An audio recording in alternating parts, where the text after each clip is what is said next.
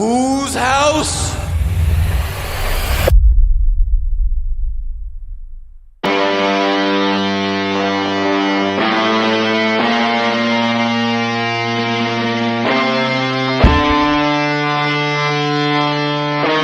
Whose house is it?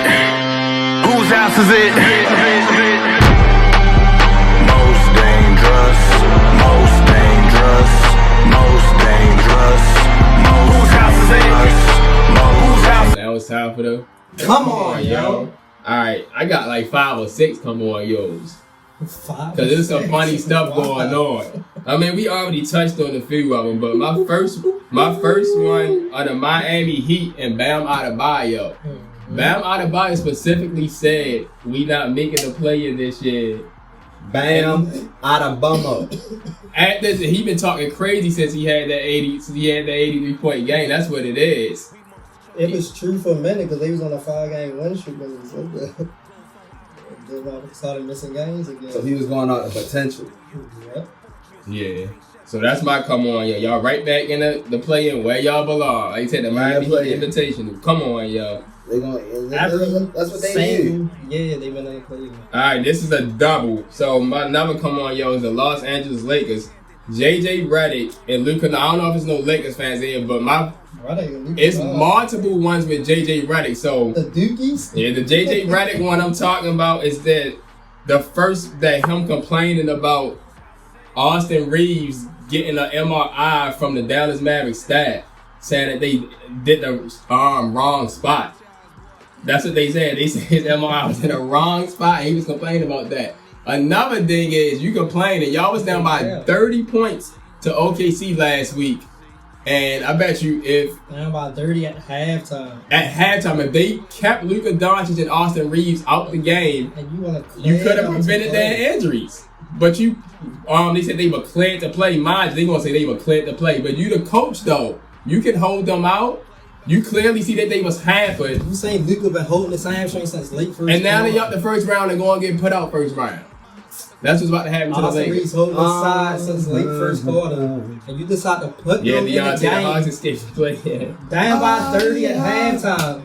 Any other team was saying they out for the rest of the game. So why did you do it?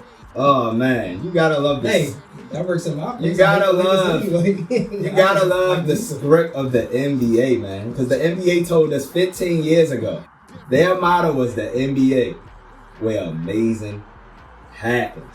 And it just keeps getting amazing and more amazing and more amazing.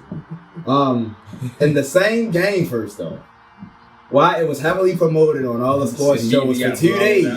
The number 3 seed Lakers, they playing against number 1 OKC. If they lose, the Nuggets gonna jump in front of them. Let's see what Ja do. Let's see what Doncîc do. Remember, I talked about this in the last episode. I said it's gonna be a difference between what Ja do and what Doncîc do. Little we know that Doncic shit was way more scripted than I could imagine. Now, for Doncic to get hurt, he was holding a hamstring. First of all, Doncic is always hurt. He's been hurt for 8 years. He was hurt since we watched the motherfucking Sylvania before he got drafted. He just ran like he hurt.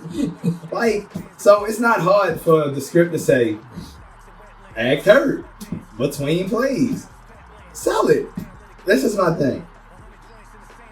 The sports analytic answer, agreeing with Darrin. And tell both of them, everything they said works perfectly to the regular mind of a sports analytic thinker. Mr. Reddick, you not only are you already a scapegoat, but you're fucking up the part where I can feel remorse and sorry for you is knowing that you're the scapegoat, knowing you're the person that got to pull the trigger on the script, because I feel like if you're going to still pull the trigger on the script, why are you complaining? Like, why are you complaining, man? Like, as far as the MRI on Mr. Reeves, you knew something was wrong with him. I don't care if it was the bleak. I don't care if it was the oblique, if it was the fucking pectoral, the back, the spine, a torn ligament in his knee, the ACL. It doesn't matter. You know he was hurt. And going back away from the sports analytic answer, he was hurt. Why did Doncîc or Austin Reeves go back in again? Y'all know how they went back in again. Because they needed to be available for live bets of the second half. And all you need to do is start the second half. For them to take your and money. all live bets are now live. All you gotta do is play 1 or 2 minutes. Oh, now I'm hurt. They were hurt the whole time. They were never supposed to go back in the game. They risked being hurt. They risked putting LeBron. I'm not gonna say they risked putting LeBron. It was purposely put so LeBron can be the promotional fucking poster child for possibly his last season as the face going into the playoffs. Can LeBron get it done at 41? Can he pull off a first round upset, possibly without Doncîc and Reeves? It was all promoted perfectly that way. Doncîc, Reeves, we need you niggas out for the first 2 weeks, for the next 2 weeks, because we got a storyline to sell. Oh yeah, we need a couple dollars first. Can y'all go back in the game for 2 minutes? Thank you. That's what I'm saying. Come on, yo. And also, I want to add Luke Kennard to this because I don't know if y'all seen when they were showing a graphic the other day for the Lakers against the Warriors, they used Luke Kennard as the promotional graphic. No, y'all didn't. No, y'all didn't. So y'all got Bronny on there and y'all use Luke Kennard?